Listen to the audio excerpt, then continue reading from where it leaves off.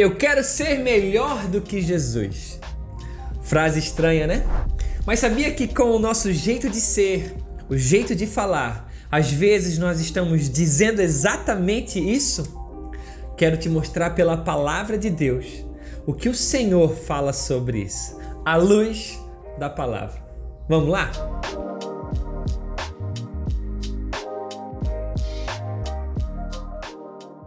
Pois é, meu irmão, glória a Deus, bom demais estar aqui à luz da palavra, entendendo esses textos poderosos que o nosso Mestre, o nosso Senhor deixou para nós. Vamos orar? Pai, em nome de Jesus, te louvo e te agradeço por esse momento.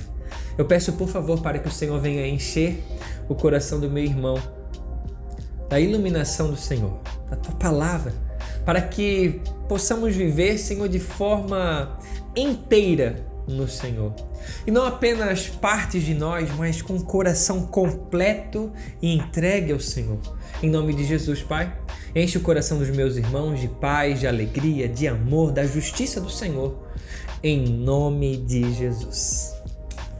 Pois bem, meu irmão, na ministração passada, nós falamos a respeito de que o mundo ele nos odeia porque nós pertencemos a Cristo. Hoje eu quero falar sobre outro tema, que é assim: nós queremos ser melhores do que Jesus. Irmão, o mundo nos persegue porque nós pertencemos a Cristo, e não porque nós somos bons. Porque bons, na verdade, nós nem somos.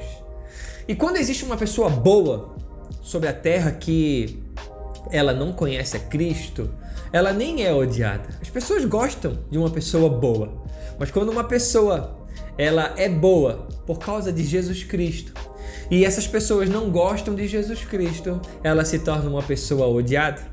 Então, se temos Cristo, nós precisamos constranger as pessoas. O primeiro ponto dentro desse tema, queremos ser melhores do que Jesus, que é o versículo 20 e o versículo 21, deixa eu ler para você. Fala assim, João 15, 20. Lembrem-se das palavras que eu disse. Nenhum escravo é maior do que o seu senhor. Se me perseguiram, também perseguirão vocês. Se obedeceram a minha palavra, também obedecerão a de vocês. Amém. Versículo 21. Tratarão assim vocês por causa do meu nome, pois não conhecem aquele que me enviou. Então, o primeiro tema dentro desse tema é: Jesus foi odiado e nós não queremos ser. Olha só, Jesus ele foi odiado, você sabe disso, você lê a palavra, você lê a Bíblia, você percebeu que aonde Jesus andava, ou as pessoas amavam ele, ou as pessoas odiavam ele. Ou ele atraía uma multidão desejando mudar de vida, ou ele atraía uma multidão querendo crucificá-lo. E no nosso dia a dia não pode e não é diferente. Porque as nossas atitudes aqui, ou elas precisam atrair pessoas que querem esse Jesus, ou elas vão atrair pessoas que ficam sempre te julgando, que ficam sempre falando mal de você, que ficam sempre te criticando. Por quê? Porque não é a nós que eles criticam, mas é a Cristo que existe dentro de nós. Então, meu irmão, nós não podemos de forma alguma querer ser melhor do que Jesus. De que forma? Agradando a todos. Eu quero agradar a todos. É impossível. É impossível. Irmãos, e quando eu falo isso, eu estou falando sobre ser um bom crente, sendo um bom cristão, sendo um bom discípulo de Jesus Cristo. Eu não vou conseguir agradar a todos. É claro que eu não posso usar isso como uma desculpa com o meu mau caratismo, com a minha grosseria, com o meu achismo, minha soberba, né? Porque às vezes as pessoas acabam usando como desculpa: nem Jesus agradou a todos, não sou eu que vou agradar. Eu falo o que dá na telha, eu falo a verdade mesmo. Não, irmãos, não é por aí. O nosso mau caratismo, na verdade, as pessoas vão reprovar, mas vão reprovar a mim, porque Cristo, na verdade, nem está dentro de mim quando eu sou assim. Mas as pessoas precisam me odiar, o mundo precisa me odiar quando eu estou frutificando a verdade do Senhor. Esse é o primeiro ponto. O mundo não odeia nós, odeia o nome de Cristo. Aí eu te faço uma pergunta, meu irmão. Se você se sente perseguido, se sente odiado, essa ojeriza que o mundo tem ao teu respeito, é ao teu respeito ou é a respeito de Cristo?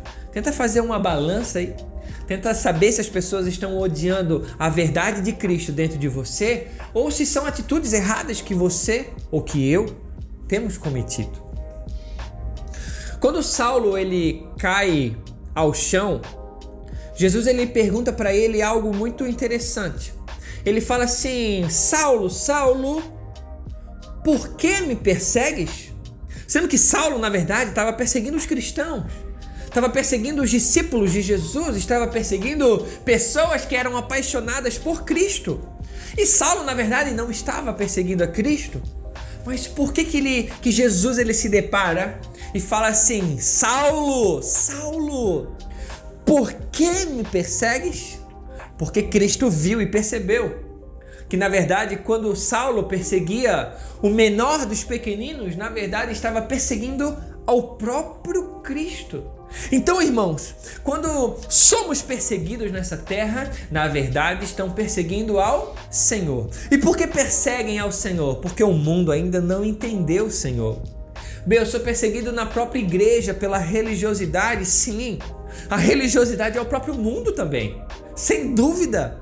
A religiosidade e o mundo fazem parte do mesmo pacote, aqueles que perseguem ao Senhor Jesus, visto que tanto a religiosidade quanto o mundo perseguiu o Salvador. E isso vai acontecer nos nossos dias. Você será perseguido dentro da igreja, você será perseguido dentro da religiosidade, você será perseguido no mundo, porque na verdade estão perseguindo o nosso Senhor. Outro ponto, Jesus ele foi reprovado por muitos e nós queremos a aprovação de todos. Irmãos, não tem como.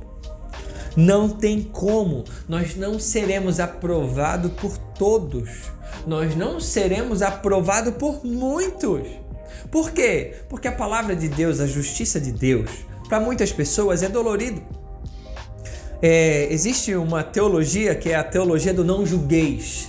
Não pode falar isso porque só Deus pode me julgar. Meu Deus, isso deve ser muito perigoso. Isso deve gerar medo no nosso coração quando eu falo só Deus pode me julgar.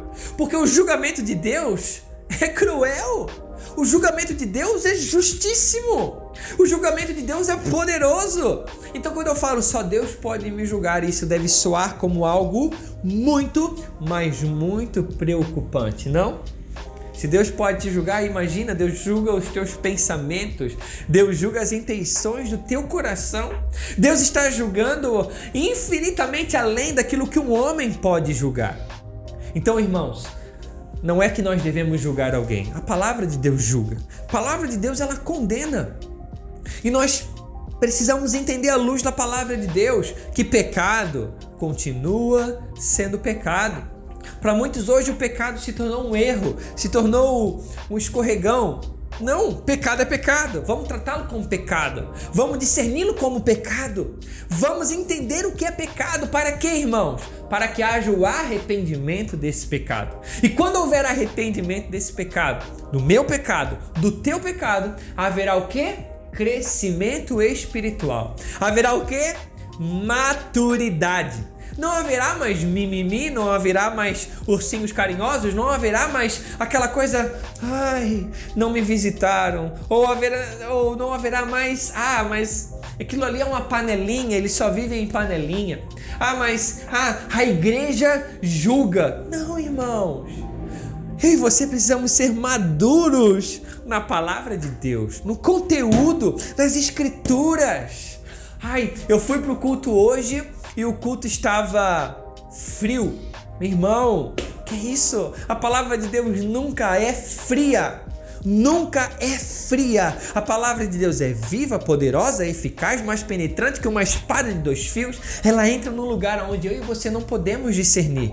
Então o meu coração, ele precisa estar rasgado, estraçalhado diante da palavra de Deus, para que possamos resplandecer a glória do Todo-Poderoso.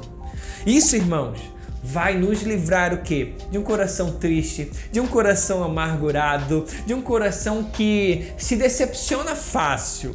Mas o pastor não fez o que eu queria, mas o irmãozinho lá não me convidou, mas eu não estou envolvido. Irmãos, o reino de Deus, o evangelho, ele é um evangelho coletivo, sim, porque é para todos nós, porém ele é individual. Ele requer que eu e você nos humilhemos diante da palavra de Deus e vivamos. Precisamos fazer aquilo que nós queremos que os outros façam para nós. Se eu quero atenção, eu preciso dar atenção. Se eu quero ser amado, eu preciso amar.